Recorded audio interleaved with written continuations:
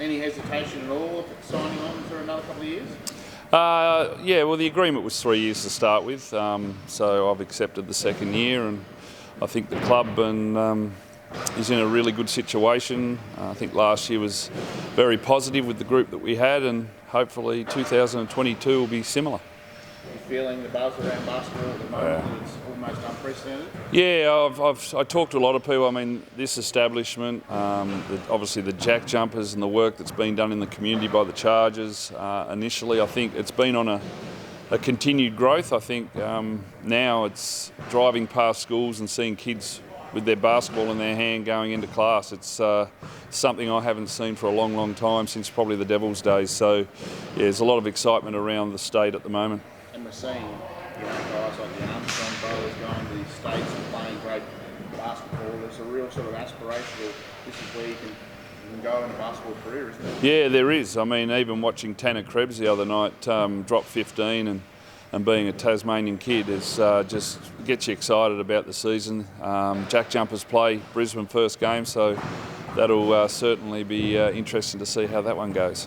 How do you see the Chargers fitting in with the JackJumpers? Oh, look, I think it's a no-brainer that we align with each other and become a little bit of a development program, but we do want to have our own flavour as well. We'll be looking at bringing in some imports or possibly one or two Australians, but there'll be no more than 2 players, and then hopefully complement those with a few JackJumpers as well, more of those development guys or back end of the bench, and engage them with our product, while also making sure that our Tasmanian kids continue to have that pathway through to NBL, because that's important right now to have that. As we know, JackJumpers haven't been able to put one in outside Sardines, so we want to try and develop as best we can and give more Tasmanians opportunity for Scott to be able to look at, and I think we can do that working together right across Tasmania. Are you talking to those guys? You've got a good relationship with?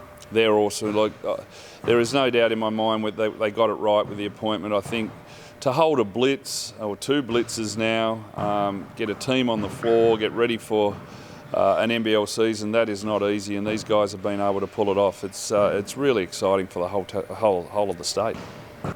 How do you look at last season? You were obviously flying, and then the season ended. It was over. 100% I felt comfortable that we had a championship.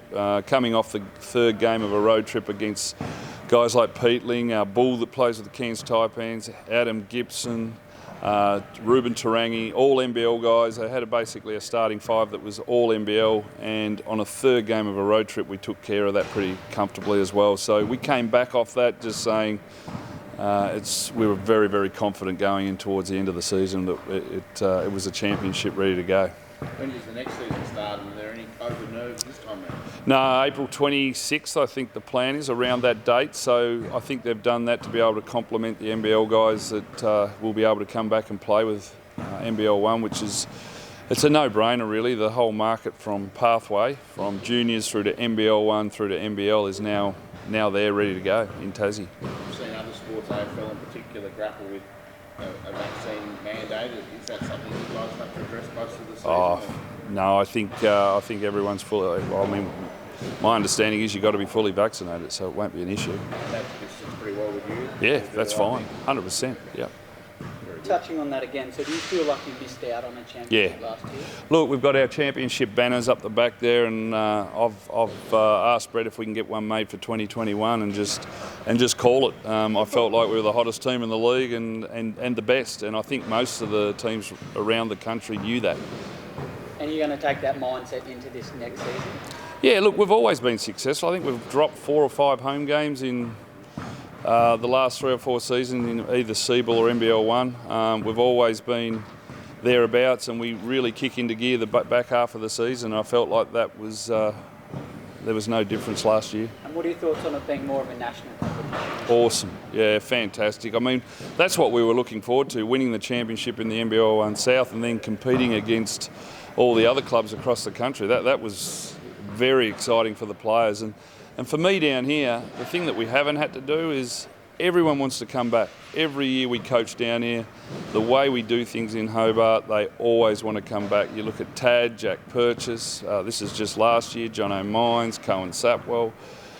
It's just a matter of making sure we get the balance right for our young guys as well, like Jack Stanwicks, Jacob Richards and those. Have you been talking to those players you just mentioned, and is it looking likely that they will return? Well, I think the JackJumpers have obviously caused, well, in a good way, that we'll be able to tap into them now. So I've got a great relationship with Scott Roth. Mark Radford was my best mate growing up. It's a no-brainer that we link in with them and try and find a way to close the gap between NBL 1 Tassie kids and NBL, because, look, I'll be honest, none of them are ready. And they've made the right decisions, and I can't argue with that. So we've just got to get better.